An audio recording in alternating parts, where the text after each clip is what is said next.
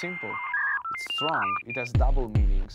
It has the delicate crystal side and the bomb. You named that you'd like to take chance and live in the moment. When you're building up something like a band, specifically a band that's becoming more big, does it also maybe, is a bit, how do you say, threatening your maybe in your freedom in a way, or is it not? A band, it's also a compromise because you have to deal with different people. Especially our band, there's quite a democracy, so we share everything in six. So it's very important that everybody is quite happy. Of course, sometimes there's somebody that's more happy than somebody else. But I think during the years we've been managing how to learn how to do this. And I think when you start a band, you don't think about all these problems because you're just there to have fun, to play your favorite music, to drink beer, and then go out and play. So you don't think about how big it can become, how important it can become, the fact that it can become your job also, and that it brings more responsibilities. But when you start, you just enjoy the fact that you're there with your friends, with your buddies, and you play, you know.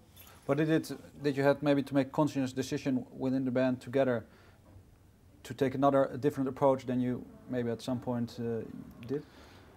In music, you mean? Yeah, or the whole profession, when it becomes really a profession, that maybe some things you would do when you were younger, that you would leave that because of, to stay more in it?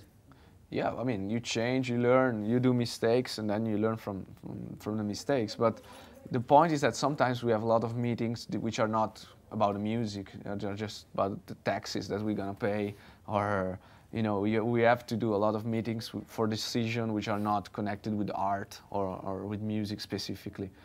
And that's the boring part of the job, but it's necessary because you have to plan everything. You can't just go on tour and forget to pay your bills, forget to, you know, you have to have somebody who tells you, okay guys, now it's time also to discuss about this. We have lawyers, we have managers, we have to speak about the label distributors, publishers. So we talk with companies, endorsement. So it's not just about the music anymore. It's also about a bigger picture. Some stuff is fun, some stuff is not, but it's part of the game. You know? Okay. Well, maybe if I can just say that this album is the most personal album so far. Is there other stuff maybe when you write or you think of concepts for maybe next albums to come, which you get inspiration from? Not now, because we don't think in perspective for the next album right now. We prefer to have inspiration in the moment where we write the music, because it's pretty hard to pre-cook the songs, or we don't even write songs right now, because I know, I'm sure in 2 years I'm not gonna like the songs I'm gonna write right now, because I'm gonna be different listener, different person a little bit. So I rather start write something when it's the moment that the album has to come out. Okay, and the artwork. Can you maybe describe the feelings you had, the thoughts when you first saw the concept for the cover? Yeah, we asked different artists to come up with some ideas with the title of the song, of the album, and most of them, they were totally out of focus. They were giving us very nice covers, very nice work, but what it is, you know, like flowers with a bullet and a mask. Cool, very cool to see, nice colors, but why Shallow Life? You know, why? So I say, this is a very direct album, in your face. So I say, we need something strong for the cover.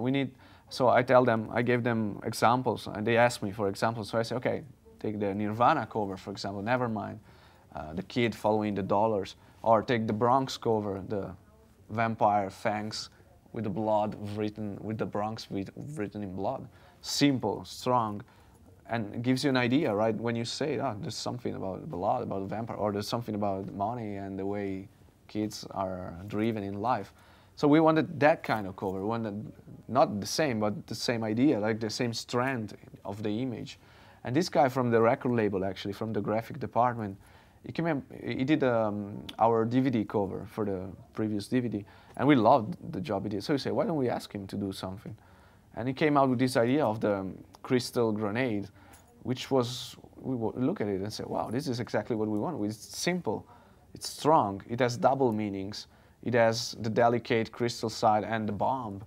It has the duality that is very present in our band. It has the strength and the atmosphere and the more delicate side. So it was, wow, this is a winner. This is what we need. It's simple, different, strong. It has a lot of different interpretation to the concept, and it represents the shallowness of a bomb made out of crystal. You know, the futile use of an object like that. So we say it can work. It's the right idea.